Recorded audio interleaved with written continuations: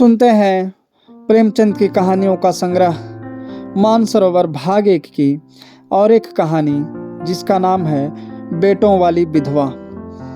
पंडित अयोध्यानाथ का देहांत हुआ तो सबने कहा ईश्वर आदमी की ऐसी ही मौत दे। 4 जवान बेटे थे, 1 लड़की। चारों लड़कों के विवाह हो चुके थे, केवल लड़की कुंवारी थी। संपत्ति भी काफ़ी छोड़ी थी, 1 पक्का मकान, 2 बगीचे, कई हजार के गहने और 20,000 नकद। विधवा फूलमती को शोक तो हुआ और कई दिन तक बेहाल पड़ी रही, लेकिन जवान बेटों को सामने देखकर उसे ढाढ़स हुआ। चारों लड़के एक से एक सुशील, चारों बहुएं एक से एक बढ़कर आज्ञाकारिणी। जब वह रात को लेटती तो चारों बारी बारी से उसके पांव दबाती। वह स्नान करके उठती तो उसकी साड़ी छांटती। सारा घर उसके इशारे पर चलता था। बड़ा लड़का कामतानाथ एक दफ्तर में 50 रुपये पर नौकर था। छोटा उमानाथ डॉक्टरी पास कर चुका था और कहीं औषधालय खोलने की फिक्र में था। तीसरा दयानाथ बीए में फेल हो गया था और पत्रिकाओं में लेख लिखकर कुछ न कुछ कमा लेता था। चौथा सीतानाथ चारों में सबसे कुशाग्र बुद्धि और होनहार था और अब की साल बीए प्रथम श्रेणी में पास करके एमए की तैयारी में लगा हुआ था। किसी लड़के में वह दुर्व्यसन, वह छैलापन, वह लुटाऊपन न था जो माता पिता को जलाता और कुल मर्यादा को डुबाता है। फूलमती घर की मालकिन थी। गौ की कुंजिया बड़ी बहू के पास रहती थी।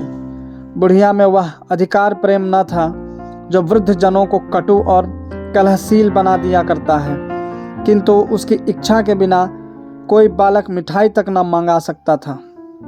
संध्या हो गई थी। पंडित को मरे आज 12वां दिन था, कल 13वीं है। ब्राह्मण भोज होगा, बिरादरी के लोग निमंत्रित होंगे, उसी की तैयारियां हो रही थी। फूलमती अपनी कोठरी में बैठी देख रही थी। पल्लेदार बोरे में आटा लाकर रख रहे हैं, घी के टीन आ रहे हैं, साग भाजी के टोकरे, शक्कर की बोरियां, दही के मटके चले आ रहे हैं। महापात्र के लिए दान की चीज़ें लाई गई, बर्तन, कपड़े, पलंग, बिछावन, छाते, जूते, छड़ियाँ, लालटेनें आदि। किंतु फूलमती को कोई चीज़ नहीं दिखाई गई। नियमानुसार ये सब सामान उसके पास आने चाहिए थे। वह प्रत्येक वस्तु को देखती, उसे पसंद करती, उसकी मात्रा में कमी बेसी का फैसला करती, तब इन चीज़ों को भंडारे में रखा जाता। क्यों उसे दिखाने और उसकी राय लेने की जरूरत नहीं समझी गई। अच्छा, वह आटा 3 ही बोरा क्यों आया? उसने तो 5 बोरों के लिए कहा था। घी भी 5 ही कनस्तर है, उसने तो 10 कनस्तर मंगवाए थे। इसी तरह साग भाजी, शक्कर, दही आदि में भी कमी की गई होगी। किसने उसके हुक्म में हस्तक्षेप किया? जब उसने एक बात तय कर दी तब किसे उसको घटाने बढ़ाने का अधिकार है? आज 40 वर्षों से घर के प्रत्येक मामले में फूलमती की बात सर्वमान्य थी। उसने 100 कहा तो 100 खर्च किए गए, 1 कहा तो 1। किसी ने मीन मेख न की। यहाँ तक कि पंडित अयोध्यानाथ भी उसकी इच्छा के विरुद्ध कुछ ना करते थे, पर आज उसकी आंखों के सामने प्रत्यक्ष रूप से उसके हुक्म की उपेक्षा की जा रही है। इसे वह क्यों कर स्वीकार कर सकती? कुछ देर तक तो वह जब्त किए बैठी रही, पर अंत में न रहा गया। स्वायत्त शासन उसका स्वभाव हो गया था। वह क्रोध में भरी हुई आई और कामतानाथ से बोली, क्या आटा 3 ही बोरे लाए? मैंने तो 5 बोरों के लिए कहा था और घी भी 5 ही टीन मंगवाया। तुम्हें याद है मैंने 10 कनस्तर कहा था। किफ़ायत को मैं बुरा नहीं समझती, लेकिन जिसने यह कुआं खोदा उसी की आत्मा पानी को तरसे, यह कितनी लज्जा की बात है। कामतानाथ ने क्षमा याचना न की, अपनी भूल भी स्वीकार न की, लज्जित भी नहीं हुआ। 1 मिनट तो विद्रोही भाव से खड़ा रहा, फिर बोला, हम लोगों की सलाह 3 ही बोरों की हुई और 3 बोरों के लिए 5 टीन घी काफ़ी था। इसी हिसाब से और चीज़ें भी कम कर दी गई हैं। फूलमती उग्र होकर बोली, किसकी राय से आटा कम किया गया? हम लोगों की राय से।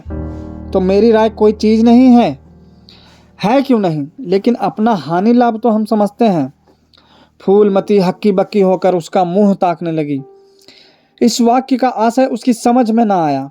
अपना हानि लाभ, अपने घर में हानि लाभ की जिम्मेदार वह आप हैं। दूसरों को चाहे वे उसके पेट के जन्मे पुत्र ही क्यों न हो, उसके कामों में हस्तक्षेप करने का क्या अधिकार।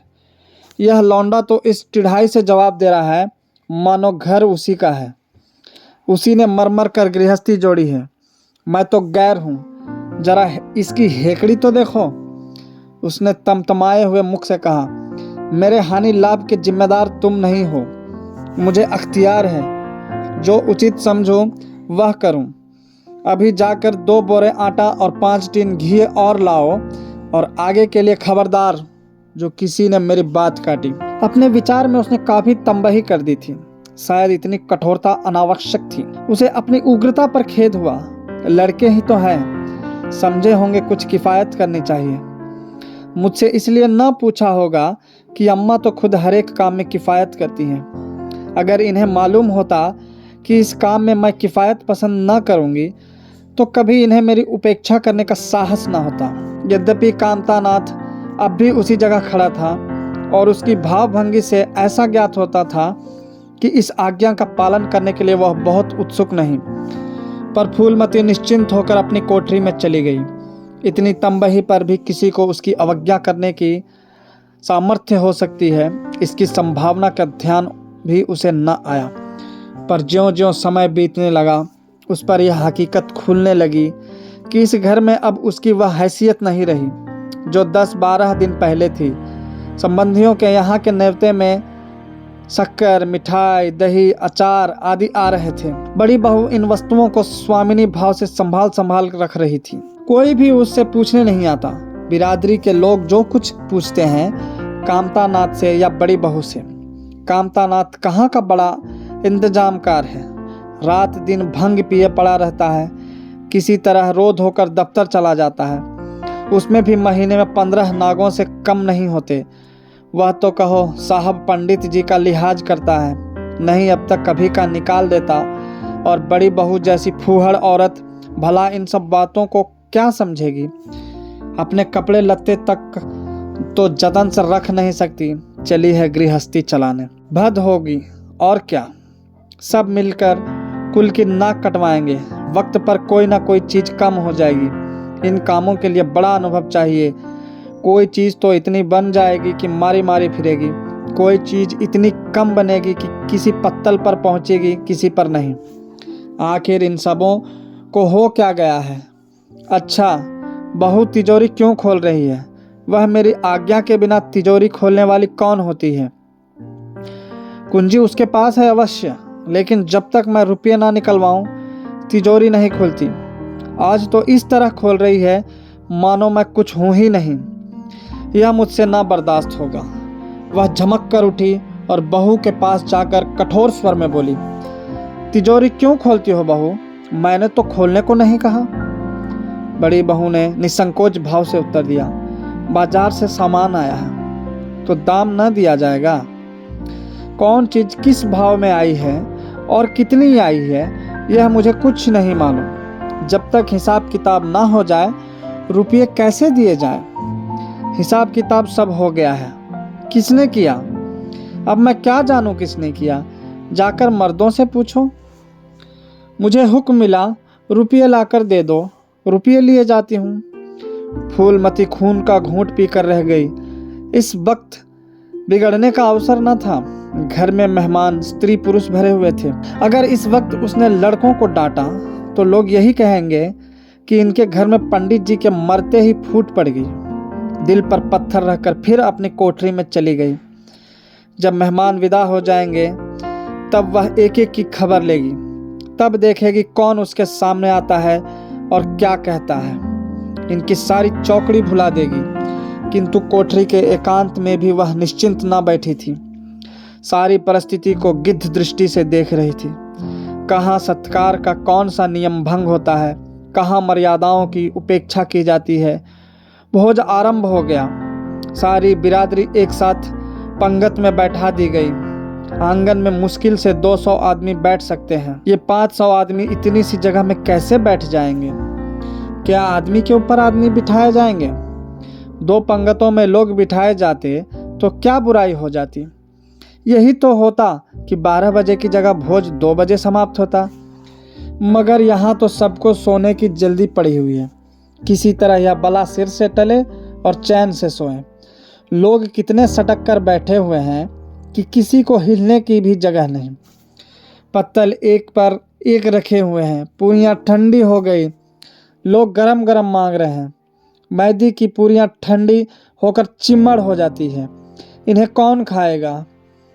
रसोइयों को कढ़ाव पर से ना जाने क्यों उठा दिया गया। यही सब बातें नाक काटने की है। सहसा शोर मचा, तरकारियों में नमक नहीं। बड़ी बहू जल्दी जल्दी नमक पीसने लगी।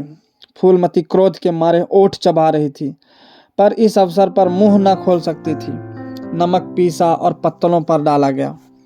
इतने में फिर शोर मचा, पानी गर्म है, ठंडा पानी लाओ। ठंडे पानी का कोई प्रबंध ना था। बर्फ भी ना मंगाई गई। आदमी बाजार दौड़ाया गया, मगर बाजार में इतनी रात गए, बर्फ कहाँ। आदमी खाली हाथ लौट आया। मेहमानों को वही नल का गर्म पानी पीना पड़ा। फूलमती का बस चलता तो लड़कों का मुंह नोच लेती। ऐसी छीछा लेदर उसके घर में कभी ना हुई थी। उस पर सब मालिक बनने के लिए मरते हैं। बर्फ जैसी जरूरी चीज मंगवाने की भी किसी को सुधि न थी। सुधि कहाँ से रहे जब किसी को गप लड़ाने से फुर्सत मिले। मेहमान अपने दिल में क्या कहेंगे कि चले हैं बिरादरी को भोज देने और घर में बर्फ तक नहीं। अच्छा, फिर यह हलचल क्यों मच गई। अरे, लोग पंगत से उठे जा रहे हैं, क्या मामला है। फूलमती उदासीन ना रह सकी। कोठरी से निकलकर बारामदे में आई और कामतानाथ से पूछा, क्या बात हो गई लल्ला, लोग उठे क्यों जा रहे हैं। कामता ने कोई जवाब न दिया, वहां से खिसक गया। फूलमती झुंझला कर रह गई। सहसा कहारिन मिल गई। फूलमती ने उससे भी यह प्रश्न किया। मालूम हुआ किसी के शोरबे में मरी हुई चूहिया निकल आई। फूलमती चित्रलिखित सी वहीं खड़ी रह गई। भीतर ऐसा उबाल उठा कि दीवार से सिर टकरा ले। अभागे भोज का प्रबंध करने चले थे। इस फूहड़पन की कोई हद है। कितने आदमियों का धर्म सत्यानाश हो गया। फिर पंगत क्यों ना उठ जाए। आंखों से देखकर अपना धर्म कौन गंवाएगा। हाँ, सारा किया धरा मिट्टी में मिल गया। सैकड़ों रुपये पर पानी फिर गया। बदनामी हुई वह अलग। मेहमान उठ चुके थे। पत्तलों पर खाना ज्यों का त्यों पड़ा हुआ था। चारों लड़के आंगन में लज्जित खड़े थे। एक दूसरे को इल्जाम दे रहा था। बड़ी बहू अपनी देवरानियों पर बिगड़ रही थी। देवरानियां सारा दोष कुमुद के सिर डालती थी। कुमुद खड़ी रो रही थी। उसी वक्त फूलमती झल्लाई हुई आकर बोली, मुंह में कालिख लगी कि नहीं, या अभी कुछ कसर बाकी है। डूब मरो सबके सब, जाकर चुल्लू भर पानी में। शहर में कहीं मुंह दिखाने लायक भी नहीं रहे। किसी लड़के ने जवाब ना दिया। फूलमती और भी प्रचंड होकर बोली, तुम लोगों का क्या, किसी को शर्म हया तो है नहीं। आत्मा तो उनकी रो रही है जिन्होंने अपनी जिंदगी घर की मर्जाद बनाने में खराब कर दी। उनकी पवित्र आत्मा को तुमने यूं कलंकित किया। शहर में थुई थुई हो रही है। अब कोई तुम्हारे द्वार पर पेशाब करने तो आएगा नहीं। कामतानाथ कुछ देर तक तो चुपचाप खड़ा सुनता रहा। आखिर झुंझला कर बोला, अच्छा अब चुप रहो अम्मा, भूल हुई, हम सब मानते हैं, बड़ी भयंकर भूल हुई, लेकिन अब क्या उसके लिए घर के प्राणियों को हलाल कर डालोगी। सभी से भूलें होती हैं, आदमी पछता कर रह जाता है, किसी की जान तो नहीं मारी जाती। बड़ी बहू ने अपनी सफाई दी, हम क्या जानते थे कि बीवी से इतना सा काम भी ना होगा। इन्हें चाहिए था कि देखकर तरकारी कढ़ाव में डालती, टोकरी उठाकर कढ़ाव में डाल दी। हमारा क्या दोष। कामतानाथ ने पत्नी को डांटा, इसमें न कुमुद का कसूर है, न तुम्हारा न मेरा।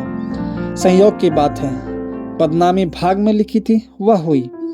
इतने बड़े भोज में एक एक मुट्ठी तरकारी कढ़ाव में नहीं डाली जाती, टोकरे के टोकरे उड़ेल दिए जाते हैं। कभी कभी ऐसी दुर्घटना होती है, पर इसमें कैसी जग हंसाई और कैसी नाक कटाई। तुम खामखा जले पर नमक छिड़कती। फूलमती ने दांत पीस कर कहा, शर्माते तो नहीं। उल्टे और बेहाई की बातें करते हो। कामतानाथ ने निसंकोच होकर कहा, शर्माओ क्यों? किसी की चोरी की है? चीनी में चींटे और आटे में घुन यह नहीं देखे जाते। पहले हमारी निगाह न पड़ी, बस यही बात बिगड़ गई। नहीं चुपके से चूहिया निकाल कर फेंक देते, किसी को खबर भी ना होती। फूलमती ने चकित होकर कहा, क्या कहता है? मरी चूहिया खिलाकर सबका धर्म बिगाड़ देता। कामता हंसकर बोला, क्या पुराने जमाने की बातें करती हो अम्मा? इन बातों से धर्म नहीं जाता।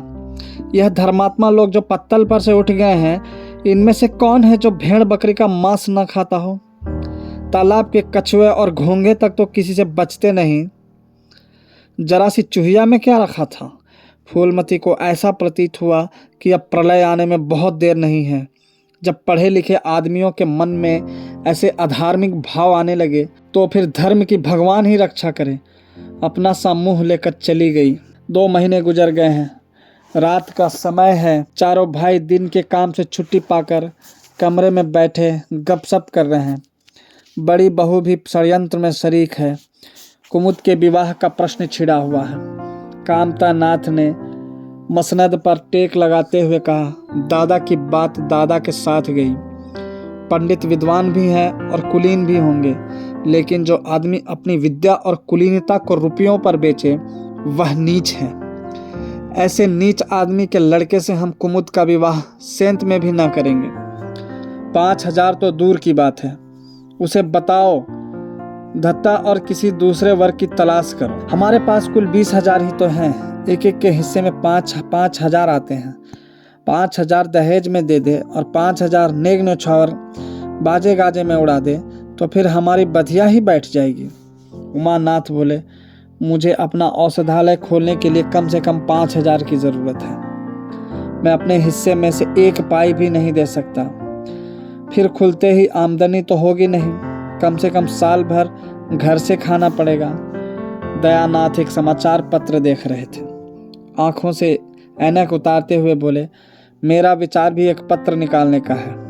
प्रेस और पत्र में कम से कम 10,000 का कैपिटल चाहिए। 5,000 मेरे रहेंगे तो कोई ना कोई साझेदार भी मिल जाएगा। पत्रों में लेख लिखकर मेरा निर्वाह नहीं हो सकता। कामतानाथ ने सिर हिलाते हुए कहा, अजय राम भजो, सेंत में कोई लेख छापता नहीं, रुपये कौन देता है? दयानाथ ने प्रतिवाद किया, नहीं, यह बात तो नहीं है। मैं तो कहीं भी बिना पेशगी पुरस्कार लिए नहीं लिखता। कामता ने जैसे अपने शब्द वापस लिए, तुम्हारी बात नहीं कहता भाई, तुम तो थोड़ा बहुत मार लेते हो, लेकिन सबको तो नहीं मिलता। बड़ी बहू ने श्रद्धा भाव से कहा, कन्या भाग्यवान हो तो दरिद्र घर में भी सुखी रह सकती है, अभागी हो तो राजा के घर में भी रोएगी। यह सब नसीबों का खेल है। कामतानाथ ने स्त्री की ओर प्रशंसा भाव से देखा। फिर इसी साल हमें सीता का विवाह भी तो करना है। सीतानाथ सबसे छोटा था। सिर झुकाए भाइयों की स्वार्थ भरी बातें सुन सुनकर कुछ कहने के लिए उतावला हो रहा था। अपना नाम सुनते ही बोला, मेरे विवाह की आप लोग चिंता न करें। मैं जब तक किसी धंधे में न लग जाऊं, विवाह का नाम भी न लूँगा। और सच पूछिए तो मैं विवाह करना ही नहीं चाहता। देश को इस समय बालकों की ज़रूरत नहीं, काम करने वालों की ज़रूरत है। मेरे हिस्से के रुपये आप कुमुद के विवाह में खर्च कर दें। सारी बातें तय हो जाने के बाद यह उचित नहीं है कि पंडित मुरारी लाल से संबंध तोड़ लिया जाए। उमा ने तीव्र स्वर में कहा, 10,000 कहाँ से आएंगे? सीता ने डरते हुए कहा, मैं तो अपने हिस्से के रुपये देने को कहता हूँ, और शेष मुरारी लाल से कहा जाए कि दहेज में कुछ कमी कर दे। वे इतने स्वार्थांध नहीं है कि इस अवसर पर कुछ बल खाने को तैयार न हो जाए। अगर वह 3,000 में संतुष्ट हो जाए तो 5,000 में विवाह हो सकता है। उमा ने कामतानाथ से कहा, सुनते हैं भाई साहब इसकी बातें? दयानाथ बोल उठे, तो इसमें आप लोगों का क्या नुकसान है? मुझे तो इस बात से खुशी हो रही है कि भला हम में कोई तो त्याग करने योग्य है। इन्हें तत्काल रुपये की ज़रूरत नहीं है। सरकार से वजीफ़ा पाते ही हैं, पास होने पर कहीं न कहीं जगह मिल जाएगी। हम लोगों की हालत तो ऐसी नहीं है। कामतानाथ ने दूरदर्शिता का परिचय दिया। नुकसान की एक ही कही, हम में से एक को कष्ट हो तो क्या, और लोग बैठे देखेंगे? यह भी लड़के हैं, इन्हें क्या मालूम समय पर 1 रुपया 1 लाख का काम करता है। कौन जानता है कल इन्हें विलायत जाकर पढ़ने के लिए सरकारी वजीफा मिल जाए या सिविल सर्विस में आ जाए। उस वक्त सफ़र की तैयारियों में 4-5 हज़ार लग जाएंगे। तब किसके सामने हाथ फैलाते फिरेंगे। मैं यह नहीं चाहता कि दहेज के पीछे इनकी जिंदगी नष्ट हो जाए। इस तर्क ने सीतानाथ को भी तोड़ लिया। सकुचाता हुआ बोला, हाँ, यदि ऐसा हुआ तो बेशक मुझे रुपयों की ज़रूरत होगी। क्या ऐसा होना असंभव है? असंभव तो मैं नहीं समझता, लेकिन कठिन अवश्य है। वजीफे उन्हें मिलते हैं जिनके पास सिफारिशें होती हैं। मुझे कौन पूछता है। कभी कभी सिफारिशें धरी रह जाती है और बिना सिफारिश वाले बाजी मार ले जाते हैं। तो आप जैसा उचित समझे। मुझे यहाँ तक मंजूर है कि चाहे मैं विलायत ना जाऊँ, पर कुमुद अच्छे घर जाए। कामता नाथ ने निष्ठा भाव से कहा, अच्छा घर दहेज देने ही से नहीं मिलता भैया।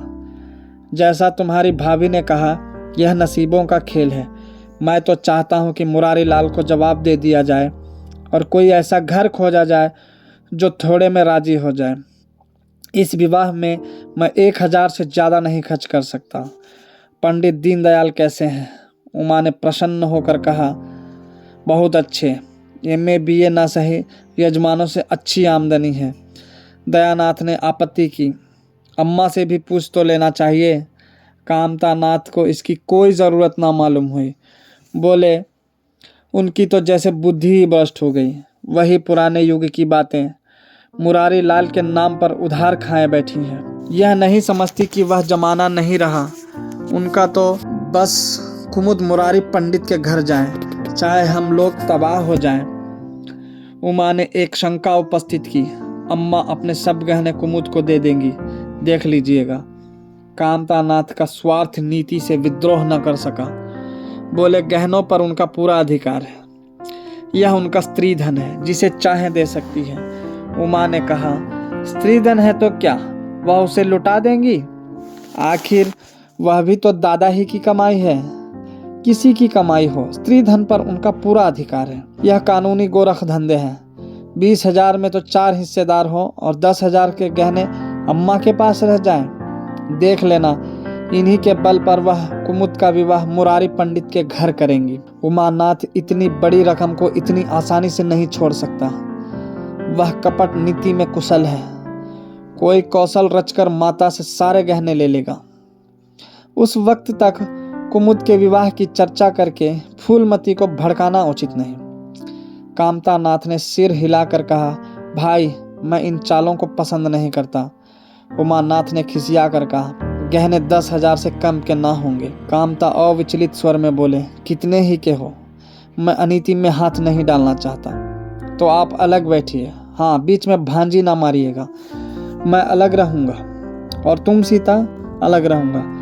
लेकिन जब दयानाथ से यही प्रश्न किया गया तो वह उमानाथ के सहयोग करने को तैयार हो गया।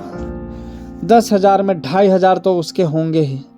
इतनी बड़ी रकम के लिए यदि कुछ कौशल भी करना पड़े तो क्षम्य है। फूलमती रात को भोजन करके लेटी थी कि उमा और दया उसके पास जाकर बैठ गए। दोनों ऐसा मुंह बनाए हुए थे मानो कोई भारी विपत्ति आ पड़ी है।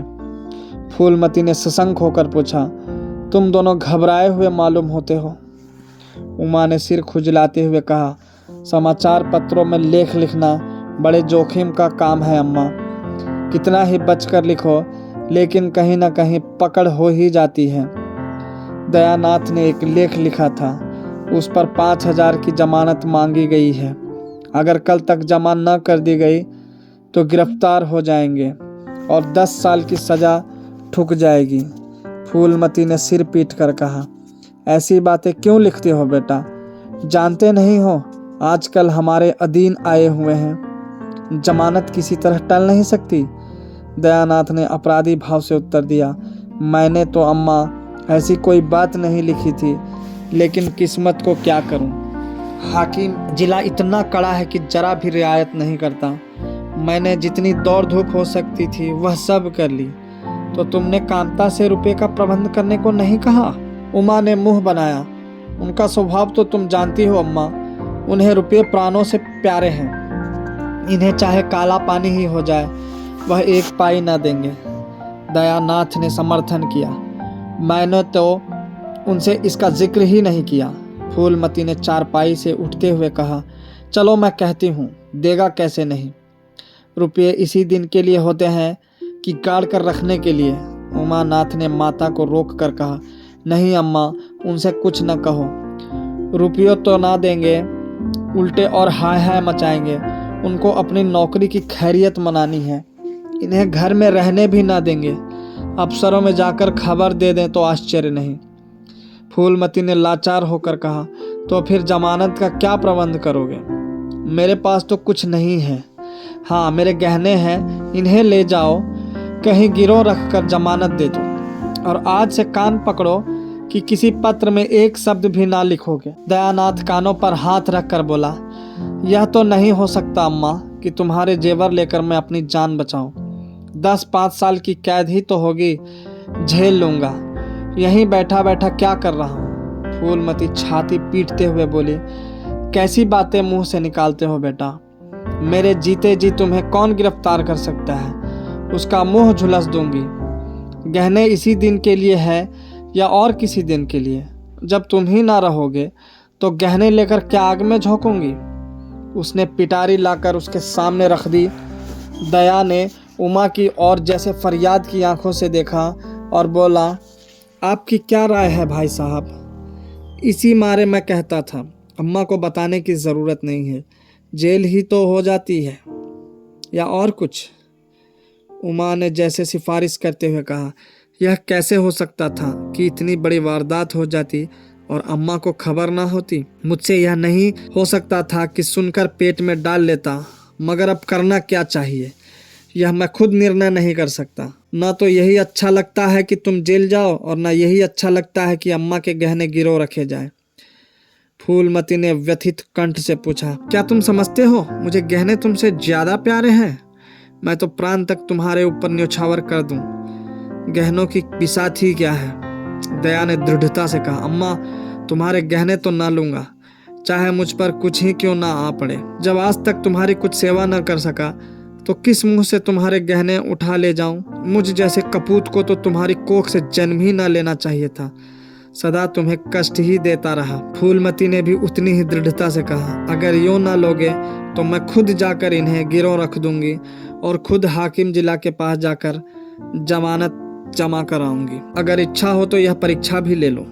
आंखें बंद हो जाने के बाद क्या होगा भगवान जाने, लेकिन जब तक जीती हूँ तुम्हारी ओर कोई तिरछी आंखों से देख नहीं सकता। उमानाथ ने मानो माता पर एहसान रखकर कहा, अब तो तुम्हारे लिए कोई रास्ता नहीं रहा दयानाथ। क्या हरज है, ले लो, मगर याद रखो ज्यों ही हाथ में रुपये आ जाएं, गहने छुड़ाने पड़ेंगे। सच कहते हैं मातृत्व दीर्घ तपस्या है। माता के सिवाय इतना स्नेह और कौन कर सकता है? हम बड़े अभागे हैं कि माता के प्रति जितनी श्रद्धा रखनी चाहिए उसका शतांश भी नहीं रखते। दोनों ने जैसे बड़े धर्म संकट में पड़कर गहनों की पिटारी संभाली और चलते बने। माता वात्सल्य भरी आंखों से उनकी ओर देख रही थी और उसकी संपूर्ण आत्मा का आशीर्वाद जैसे उन्हें अपनी गोद में समेट लेने के लिए व्याकुल हो रहा था। आज कई महीने के बाद उसके भग्न मातृ हृदय को अपना सर्वस्व अर्पण करके जैसे आनंद की विभूति मिली। उसकी स्वामिनी कल्पना इसी त्याग के लिए, इसी आत्मसमर्पण के लिए जैसे कोई मार्ग ढूंढती रहती थी। अधिकार या लोभ या ममता की वहां गंध तक न थी।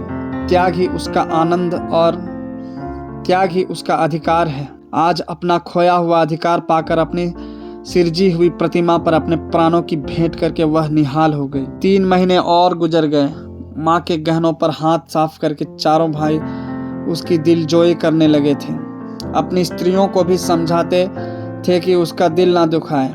अगर थोड़े से शिष्टाचार से उसकी आत्मा को शांति मिलती है तो इसमें क्या हानि है। चारों करते अपने मन की, पर माता से सलाह ले लेते या ऐसे जाल फैलाते कि वह सरला उनकी बातों में आ जाती और हर एक काम में सहमत हो जाती। बाग को बेचना उसे बहुत बुरा लगता था, लेकिन चारों ने ऐसी माया रची कि वह उसे बेचने पर राजी हो गई। किंतु कुमुद के विवाह के विषय में मतैक्य न हो सका। माँ पंडित मुरारी लाल पर जमी हुई थी, लड़के दीनदयाल पर अड़े हुए थे। एक दिन आपस में कलह हो गई। फूलमती ने कहा, माँ बाप की कमाई में बेटी का हिस्सा भी है। तुम्हें 16,000 का एक बाग मिला, 25,000 का एक मकान, 20,000 नकद में, क्या 5,000 भी कुमुद का हिस्सा नहीं है? कामता ने नम्रता से कहा, अम्मा, कुमुद आपकी लड़की है तो हमारी बहन है। आप 2-4 साल में प्रस्थान कर जाएंगी, पर हमारा और उसका बहुत दिनों तक संबंध रहेगा। तब हम यथाशक्ति कोई ऐसी बात न करेंगे जिससे उसका अमंगल हो। लेकिन हिस्से की बात कहती हो तो कुमुद का हिस्सा कुछ नहीं। दादा जीवित थे तब और बात थी, वह उसके विवाह में जितना चाहते खर्च करते, कोई उनका हाथ ना पकड़ सकता था। लेकिन अब तो हमें एक एक पैसे की किफ़ायत करनी पड़ेगी। जो काम 1000 में हो जाए उसके लिए 5,000 खर्च करना कहाँ की बुद्धिमानी है? उमानाथ ने सुधारा, 5,000 क्यों, 10,000 कहिए। कामता ने भवें सिकोड़ कर कहा, नहीं, मैं 5,000 ही कहूँगा। एक विवाह में 5,000 खर्च करने की हमारी हैसियत नहीं है। फूलमती ने जिद पकड़ कर कहा, विवाह तो मुरारी लाल के पुत्र से ही होगा। 5,000 खर्च हो चाहे 10,000, मेरे पति की कमाई है। मैंने मर मर कर जोड़ा है, अपनी इच्छा से खर्च करूँगी। तुम्ही ने मेरी कोख से नहीं जन्म लिया है, कुमुद भी उसी कोख से आई है। मेरी आंखों में तुम सब बराबर हो। मैं किसी से कुछ मांगती नहीं। तुम बैठे तमाशा देखो, मैं सब कुछ कर लूँगी। 20,000 में 5,000 कुमुद का है। कामता नाथ को अब कड़वे सत्य की शरण लेने के सिवा और मार्ग न रहा। बोला, अम्मा, तुम बरबस बात बढ़ाती हो। जिन रुपयों को तुम अपना समझती हो वह तुम्हारे नहीं हैं। तुम हमारी अनुमति के बिना उनमें से कुछ नहीं खर्च कर सकती। फूलमती को जैसे सर्प ने डस लिया। क्या कहा? फिर तो कहना। मैं अपने ही सच्चे रुपये अपनी इच्छा से नहीं खर्च कर सकती। वह रुपये तुम्हारे नहीं रहे, हमारे हो गए। तुम्हारे होंगे लेकिन मेरे मरने के पीछे नहीं, दादा के मरते ही हमारे हो गए। उमानाथ ने बेहयाई से कहा, अम्मा, कानून कायदा तो जानती नहीं, नाहक उछलती हैं। फूलमती क्रोध विह्वल रोकर बोली, भाड़ में जाए तुम्हारा कानून। मैं ऐसे कानून को नहीं जानती। तुम्हारे दादा ऐसे कोई धन्ना सेठ नहीं थे। मैंने ही पेट और तन काट कर यह गृहस्थी जोड़ी है। नहीं, आज बैठने की छाह न मिलती। मेरे जीते जी तुम मेरे रुपये नहीं छू सकते। मैंने 3 भाइयों के विवाह में 10-10 हजार खर्च किए हैं। वही मैं कुमुद के विवाह में भी खर्च करूंगी। कामता नाथ भी कर्म पड़ा। आपको कुछ भी खर्च करने का अधिकार नहीं है। उमानाथ ने बड़े भाई को डांटा, आप खामख्वाह अम्मा के मुंह लगते हैं भाई साहब। मुरारी लाल को पत्र लिख दीजिए कि तुम्हारे यहाँ कुमुद का विवाह ना होगा। बस छुट्टी हुई। कायदा कानून तो जानती नहीं, व्यर्थ की बहस करती है। फूलमती ने संयमित स्वर में कहा, अच्छा, क्या कानून है, जरा मैं भी सुनूं। उमा ने निरीह भाव से कहा, कानून यही है कि बाप के मरने के बाद जायदाद बेटों की हो जाती है। माँ का हक केवल रोटी कपड़े का है। फूलमती ने तड़प कर पूछा, किसने यह कानून बनाया है? उमा शांत स्थिर स्वर में बोला, हमारे ऋषियों ने, महाराज मनु ने, और किसने? फूलमती एक क्षण अवाक रहकर आहत कंठ से बोली, तो इस घर में मैं तुम्हारे टुकड़ों पर पड़ी हुई हूँ? उमानाथ ने न्यायाधीश की निर्ममता से कहा, तुम जैसा समझो। फूलमती की संपूर्ण आत्मा मानो इस वज्रपात से चित्कार करने लगी। उसके मुख से जलती हुई चिंगारियों की भांति यह शब्द निकल पड़े, मैंने घर बनवाया, मैंने संपत्ति जोड़ी, मैंने तुम्हें जन्म दिया, पाला, और आज मैं इस घर में गैर हूँ। मनु का यही कानून है और तुम उसी कानून पर चलना चाहते हो। अच्छी बात है, अपना घर द्वार लो। मुझे तुम्हारी आश्रिता बनकर रहना स्वीकार नहीं। इससे कहीं अच्छा है कि मैं मर जाऊं। वाह रे अंधेर, मैंने पेड़ लगाया और मैं ही उसकी छाह में खड़ी नहीं हो सकती। अगर यही कानून है तो इसमें आग लग जाए। चारों युवकों पर माता के इस क्रोध और आतंक का कोई असर न हुआ। कानून का फौलादी कवच उनकी रक्षा कर रहा था। इन कांटों का उन पर क्या असर हो सकता था? जरा देर में फूलमती उठकर चली गई। आज जीवन में पहली बार उसका वात्सल्य मग्न मातृत्व अभिशाप बनकर उसे धिक्कारने लगा। जिस मातृत्व को उसने जीवन की विभूति समझा था, जिसके चरणों पर वह सदैव अपनी समस्त अभिलाषाओं और कामनाओं को अर्पित करके अपने को धन्य मानती थी, वही मातृत्व आज उसे अग्निकुंड सा जान पड़ा, जिसमें उसका जीवन जलकर भस्म हो गया। संध्या हो गई थी। द्वार पर नीम का वृक्ष सिर झुकाए निशब्द खड़ा था, मानो संसार की गति पर क्षुब्ध हो रहा हो। अस्ताचल की और प्रकाश और जीवन का देवता फूलमती के मातृत्व की ही भांति अपनी चिता में जल रहा था। फूलमती अपने कमरे में जाकर लेटी तो उसे मालूम हुआ उसकी कमर टूट गई है। पति के मरते ही अपने पेट के लड़के उसके शत्रु हो जाएंगे, उसको स्वप्न में भी अनुमान न था। जिन लड़कों को उसने अपना हृदय रक्त पिला पिला कर पाला, वही आज उसके हृदय पर यूं आघात कर रहे हैं। अब वह घर उसे कांटों की सेज हो रहा था। जहां उसकी कुछ कद्र नहीं, कुछ गिनती नहीं, वहां अनाथों की भांति पड़ी रोटियां खाए, यह उसकी अभिमानी प्रकृति के लिए असह्य था। पर उपाय ही क्या था? वह लड़कों से अलग होकर रहे भी तो नाक किसकी कटेगी? संसार उसे थूके तो क्या और लड़कों को थूके तो क्या, बदनामी तो उसी की है। दुनिया यही तो कहेगी कि 4 जवान बेटों के होते बुढ़िया अलग पड़ी हुई मजूरी करके पेट पाल रही है। जिन्हें उसने हमेशा नीच समझा, वही उस पर हंसेंगे। नहीं, वह अपमान इस अनादर से कहीं ज्यादा हृदय विदारक था। अब अपना और घर का पर्दा ढका रखने में ही कुशल है। हाँ, अब उसे अपने को नई परिस्थितियों के अनुकूल बनाना पड़ेगा। समय बदल गया है। अब तक स्वामिनी बनकर रही, अब लौंडी बनकर रहना पड़ेगा। ईश्वर की यही इच्छा है। अपने बेटों की बातें और लातें गैरों की बातों और लातों की अपेक्षा फिर भी गनीमत है।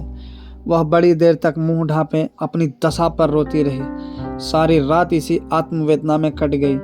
शरद का प्रभाव डरता डरता उषा की गोद से निकला, जैसे कोई कैदी छिपकर जेल से भाग आया हो। फूलमती अपने नियम के विरुद्ध आज तड़के ही उठी। रात भर में उसका मानसिक परिवर्तन हो चुका था। सारा घर सो रहा था और वह आंगन में झाड़ू लगा रही थी। रात भर ओस में भीगी हुई उसकी पक्की जमीन उसके नंगे पैरों में कांटों की तरह चुभ रही थी। पंडित जी उसे कभी इतने सवेरे उठने न देते थे। शीत उसके लिए बहुत हानिकारक था, पर अब वह दिन नहीं रहे। प्रकृति उसको भी समय के साथ बदल देने का प्रयत्न कर रही थी। झाड़ू से फुर्सत पाकर उसने आग जलाई और चावल दाल की कंकड़ियां चुनने लगी। कुछ देर में लड़के जागे, बहुएं उठी। सभी ने बुढ़िया को सर्दी से सिकुड़े हुए काम करते देखा, पर किसी ने यह न कहा कि अम्मा क्यों हलकान होती हो। शायद सब के सब बुढ़िया के इस मान मर्दन पर प्रसन्न थे। आज से फूलमती का यही नियम हो गया कि जी तोड़कर घर का काम करना और अंतरंग नीति से अलग रहना। उसके मुख पर जो एक आत्मगौरव झलकता रहता था, उसकी जगह अब गहरी वेदना छाई हुई नजर आती थी। जहां बिजली जलती थी, वहां अब तेल का दिया टिमटिमा रहा था, जिसे बुझा देने के लिए हवा का एक हल्का सा झोंका काफी है।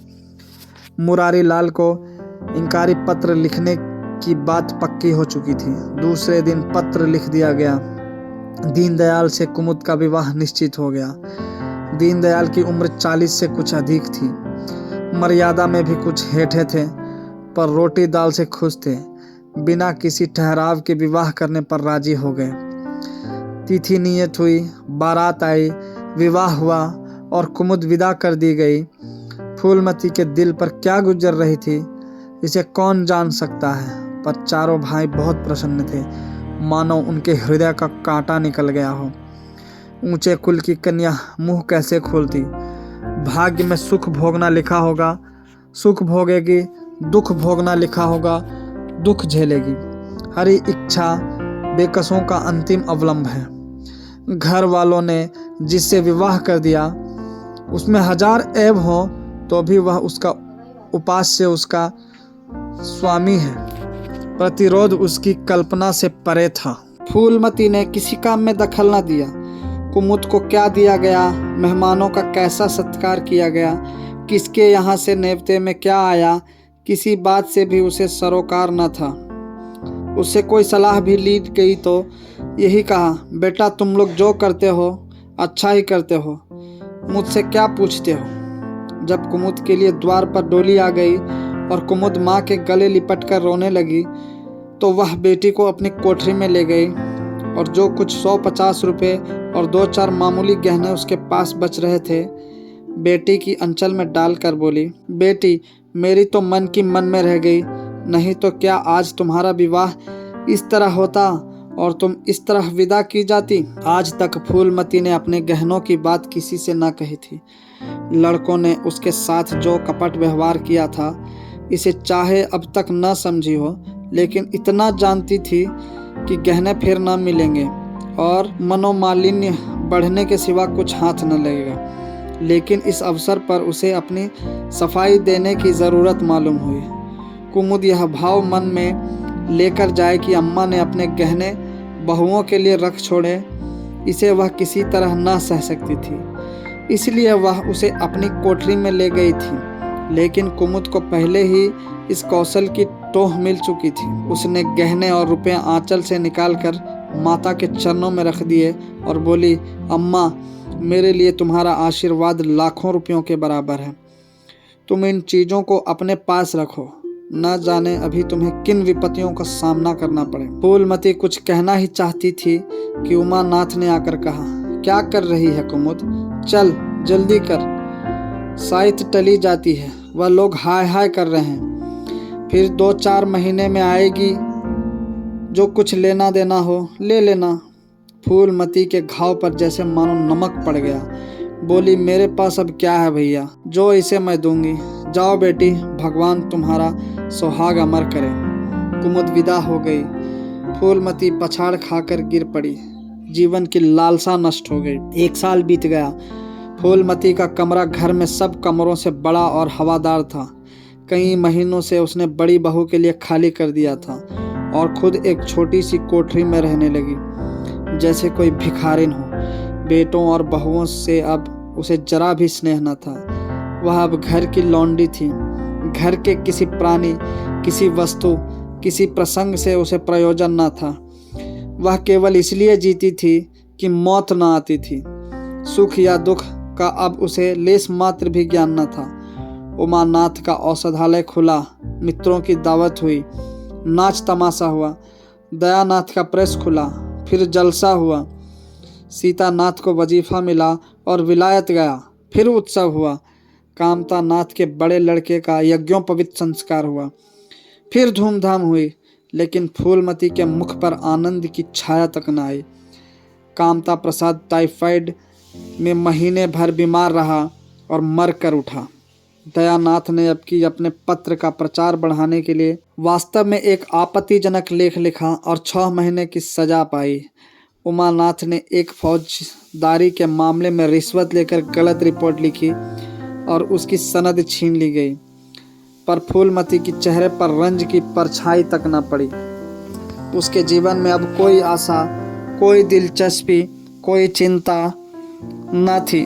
बस पशुओं की तरह काम करना और खाना, यही उसकी जिंदगी के 2 काम थे।